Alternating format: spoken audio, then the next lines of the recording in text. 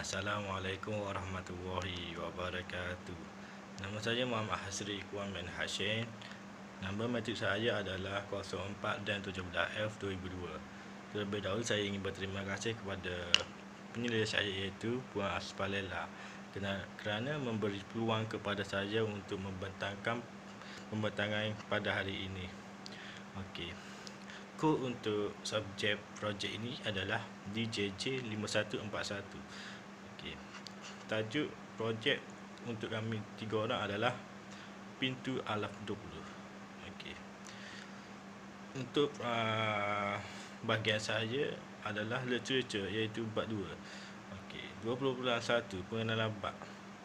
Pengenalan bab mengenai hasil penelitian yang relevan terhadap kajian sistem kunci keselamatan tampering pada pintu alaf 20. Kajian teori menguraikan pelbagai teori dan sumber pustaka yang bertujuan agar penyelidik memahami definisi dan karakteristik kajian dengan teliti.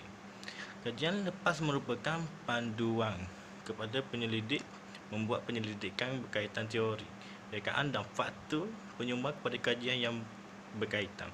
Hasil kajian yang diperolehi melalui buku, majalah, laman sesawan dan lain-lain sumber yang berkaitan seperti pemerhatian kepada rekaan sedia ada di pasaran. Okey, 2.2 kajian yang pernah dijalankan iaitu sistem kunci yang menggunakan kunci jenis Maltese. Ianya logam diwakili di pasaran dalam bentuk pintu dan aksesori dalam pelbagai bentuk yang lebih besar. Menurut kriteria ini, padlock permukaan dipasang dan jenis Maltese dibezakan. Pembezaan di antara mereka bukan sahaja dalam bentuk teknik pemasangan, dari lokasi tetapi juga dari tahap perlindungan, skop penggunaan dan tahap produk tahan pencuri. Model Maltese adalah pilihan paling popular untuk kunci dan dipasang di dalam panel pintu. Kelebihan peranti ini adalah lebih tinggi berbanding dengan padlock, tahap perlindungan dan kelas rintangan pencurian. Okey, untuk 2.2.2 sistem pintu. Okey. Pintu model lama menggunakan kayu penhadang. Sebagai tambahan kepada pintu masuk, setiap pintu biasanya mempunyai kunci sendiri atau sekurang-kurangnya lebih daripada satu bar dipasang. Terdapat kunci atau sekurang-kurangnya satu lagi bar pada pemegang pintu atau slot model slot, dan terdapat bar kecil atau slot yang dipasang pada bingkau pintu juga. 2.3 iaitu sejarah terhadap kunci. Okey. Sejak beribu tahun yang dulu, manusia sentiasa melakukan keupayaan untuk melindungi barang-barang berharga mereka. Bukan itu sahaja. Pada masa itu, ramai orang yang ingin menyimpan barang-barang berharga di tempat yang tiada siapa yang dapat mengaksesnya. Atas sebab ini, saintis mencipta kunci yang pertama di dunia. Okey, untuk 2.3.1 zaman kuno, kunci pertama di dunia terbuat dari kayu yang dibuat sekitar 6,000 tahun yang lalu di Babel dan Mesir kuno. Terdapat kunci kayu zaman kuno di Rajah 2.3. Tidak lagi menggunakan kayu tapi besi, dan pilihan raya yang berlaku pada tahun tersebut adalah kerana mereka mahu mencipta kunci yang lebih kuat dan lebih kecil. Oleh itu, kunci yang menjadi lebih ringan untuk dibawa. Itu adalah kunci dalam zaman Rom yang mempunyai perkara besar pada kunci yang ada pada hari ini. Okay. Untuk 2.3.3 pula, iaitu abad pertengahan. Untuk abad pertengahan pula, reka bentuk utama juga terus digunakan hingga abad ke-17 selepas jatuhnya Empire Rome. Ini bukan kerana pakar utama pada masa itu malas untuk berinovasi, tetapi kerana mereka lebih tertumpu kepada pencuri yang ingin melakukan perbuatan mencuri. Beberapa abad kemudian, reka bentuk utama mula mengalami kecacatan yang lebih teruk. Okey, untuk 2.3.3 zaman moden, sekitar 1627 di Eropah, Kekunci membuatnya agak rumit. Itu kerana pada masa itu, kunci hanya dibuat oleh tukang-tukang dalam kesatuan yang mendedikasikan diri mereka sebagai seorang yang sangat rajin melakukan pertukangan. Pada masa ini, kesatuan mempunyai peraturan yang ketat mengenai siapa yang boleh membuat kunci dan untuk siapa.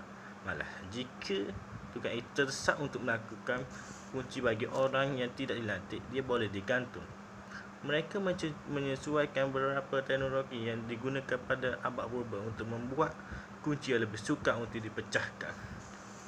Untuk 2.3.4, iaitu sistem era digital. Pada masa ini, penggunaannya masih sangat terhad, iaitu di hotel atau pejabat sahaja, bukan sahaja dalam bentuk kad kunci. Elektronik kini sedang dibangunkan untuk kemasukan tanpa kunci untuk kereta. Dalam era global, saintis juga membangunkan atau menghasilkan kunci dengan sistem elektronik. Dengan memasukkan katalog, kita boleh membuka rumah, pejabat, peranti dan kenderaan kita. Di samping itu, dalam beberapa tahun kebelakang ini, satu kunci juga dibangunkan menggunakan pengimbas biometrik. Untuk membuka kunci, apa yang perlu dilakukan ialah mengimbas suara, jari, retina mata, muka atau DNA. Untuk 2.4 kajian yang mengenai spesifikasi reka bentuk jenis kunci di pasaran. 2.4.1 menunjukkan kajian sistem kunci pintu Okey-Dokey. The Okey-Dokey Smart Lock System adalah mudah untuk memasang dan memberi anda berbagai cara untuk menggunakan kunci pintar ini. Ia berfungsi dengan pelbagai telefon Android dan iOS, dan anda boleh memasang gelang tangan atau gelang tangan yang berfungsi jika seseorang yang anda kenal tidak mempunyai telefon bimbit, atau jika anda ingin menggunakan mekanisme alternatif. Okey-Dokey Smart Lock System memberikan anda pemasangan mudah, pintu masuk dan pemberitahuan keselamatan, akses jauh dan cara alternatif untuk menggunakan kunci pintu Bluetooth ini. Okey. Darjah 4. Kunci rumah pintar ini mudah dipasang. Tidak perlu mengendalikannya, mengalih keluar kunci atau gunakan alat kuasa penyewa aspek menikmati. Kunci pintu pintar ini berfungsi dengan kunci anda yang sedia ada. Ia dipasang dengan cepat dengan kunci silinder tunggal yang mempunyai giliran ibu jari di pedalaman. 2.4.2 menunjukkan kajian sistem kunci pintu Goji pula. Sistem kunci pintar Goji adalah sistem kemasukan dan keselamatan kombinasi dan satu yang menyediakan anda dengan gambar orang yang datang ke pintu anda dan menyambut anda apabila anda tiba. Ia dilengkapi dengan Wi-Fi terbina dan beroperasi pada 4 bateri AA. Bateri ini menggerakkan motor dalaman automatik yang membuka pintu kunci Wi-Fi. Kedua-dua gerbong elektronik boleh diprogramkan dan anda menerima dua kunci mekanikal untuk menyediakan sandaran tambahan. Program ini juga membolehkan anda memberikan key akses kepada keluarga dan rakan-rakan. Program ini juga membolehkan anda memberikan key akses kepada keluarga dan rakan-rakan. Ia adalah mudah untuk mengalih keluar akses telefon pintar anda yang hilang dan memberikannya kepada telefon pintar baru anda. Kunci automatik ini memberikan anda akses aktiviti terkini untuk rumah anda dengan gambar dan cara mudah untuk mengunci atau membuka pintu dengan menggunakan telefon bimbit atau fob yang telah diprogramkan.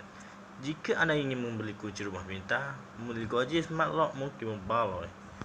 2.4.3 merupakan kajian tambahan. Sistem Face Lock ini mudah dipasang dengan reka bentuk pelbagai fungsi dan elegan, malah harganya juga sangat patut. Face Lock ini dihasilkan dengan menggunakan bahan asli yang terbaik dan stabil. Malah ia mematuhi standard produk keselamatan negara untuk dihasilkan. Produk ini juga telah melalui ujian degradasi yang ketat sebelum terhasilnya dipasarkan. Teknologi juga yang unik dengan mempunyai 10,000 rekod memori untuk penyimpanan data. Okey, untuk 2.5 iaitu penambahbaikan yang dilakukan. Okey. 2.5.1 menunjukkan Finger Tag Smart Lock. Penambahbaikan yang telah dilakukan dalam perhasilan Finger Tag Smart Lock ialah kami menggunakan aplikasi Bluetooth berfungsi dengan baik apabila digabungkan dengan Time Tag Security App dan App Neighbor, kerana ia memudahkan untuk membukakan pintu dan mengurangkan kemudahan dalam setiap kejutan. 3 jenis koleksi pengguna yang berbeza. Antaranya ialah pengguna admin, pengguna biasa atau interim yang berbeza untuk mengakses rumah dan pegawai dengan cara mengagukan.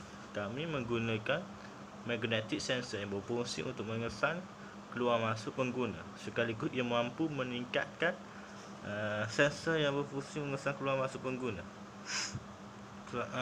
Sekaligus ia mampu meningkatkan tahap keselamatan para pengguna dan menggunakan risiko kerosakan pintu yang mungkin akan berlaku. Untuk 2.6 pula komponen atau elemen yang akan digunakan. Okey, raja 2.5 menunjukkan blok diagram. Okey, konfigurasi pin ATmega 328 Arduino Uno ARC3. Okey, yang pertamanya adalah jumper cable male. Yang kedua jumper cable male female. Yang ketiga adalah jumper cable female. Yang keempat adapter. Yang kelima Arduino Uno. Yang keenam extender. Yang ketujuh keypad 3x4. Yang ke-8 buzzer. Yang ke-9 servo motor. Yang ke-10 LCD 60X2. Yang ke-11 adalah magnetic sensor. Yang ke-12 breadboard. Dan yang ke-13 mini wooden door. Okey, secara rumusannya untuk 2.7 pula, keperluan asas keselamatan boleh dicapai dengan merancang pelbagai kunci pintu seperti kunci mekanikal atau kunci elektronik. Untuk keduanya adalah kunci pintu jenis ini direka dengan satu atau lebih kunci. Tetapi untuk mengunci kawasan yang lebih besar, bahagian kunci perlu dilakukan. Kunci tradisional adalah berat dan tidak kuat kerana ia boleh merosakkan hanya dengan menggunakan beberapa alatan. Dan akhirnya, kunci elektronik lebih baik daripada kunci mekanikal kerana untuk menyelesaikan masalah keselamatan yang berkaitan dengan kunci mekanikal. Okey, itu saja daripada saya. Thank you dan terima kasih. Assalamualaikum.